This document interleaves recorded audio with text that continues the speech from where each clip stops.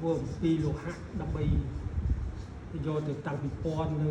វត្តរាជបូរក្នុងខេត្តសៀមរាបវត្ថុនេះវាបាក់ជើងនិងវាមានដីធ្លីនៅក្នុងចន្លោះប្រហោងនេះក្បាច់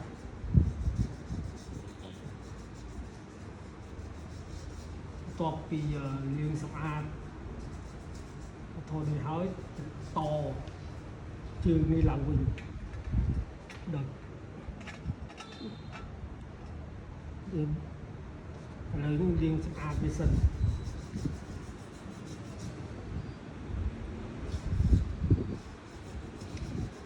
ក្នុងការសម្អាតនេះយើងប្រើដំបូងឡើយយើងប្រើអេតាណុលដើម្បីយកសារធាតុផ្សេងឬខានិកសារធាតុខានិកដើម្បីយកវាចេញពីលើផ្ទៃវត្ថុតពីលាងសម្អាតខាងបុកខាងក្រោយហើយជាមួយនឹងជាតិថានិកអាស៊ីត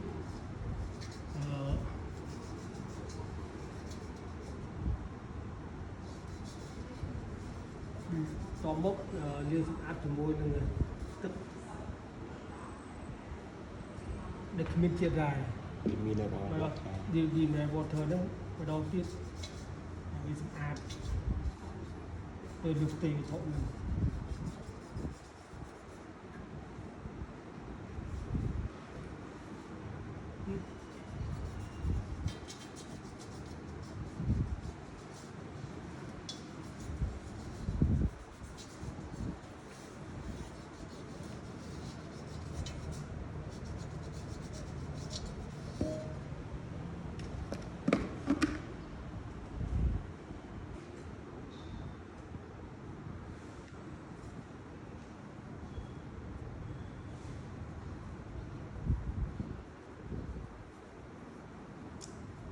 ការដែលលាងសម្អាតនេះយើងប្រើចង្កាក់ឫស្សី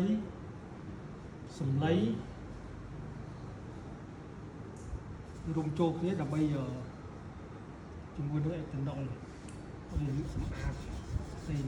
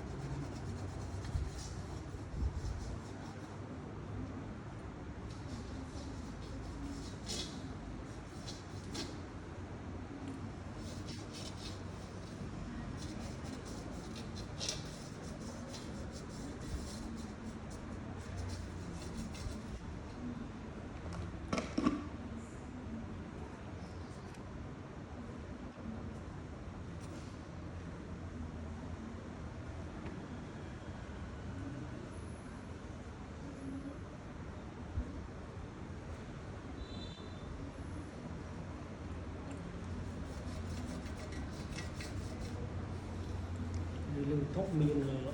ដីជាច្រើននៅគិលាតកន្លោះក្បាច់ចម្លាក់និងសារធាតុខានិកអាស៊ីតដែលប្រឡាក់ពីលើមានពណ៌ខ្មៅបន្តចាស់ លើផ្ទៃវត្ថុនឹងពណ៌ទឹកក្រូចចាស់ហើយនៅពណ៌ត្នោតមានពណ៌ត្នោតចាស់មាននៅលើផ្ទៃវត្ថុ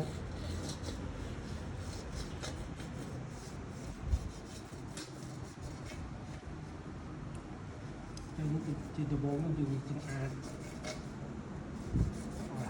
ជាមួយនឹងអេតាណុលភាសាសិនទើបយើងគួយឆ្កឹះយកសារធាតុផ្សេងចេញជាមួយនឹងឧបករណ៍ហៅថាស្ប៉ាទូឡាឬស្កាប៉ែល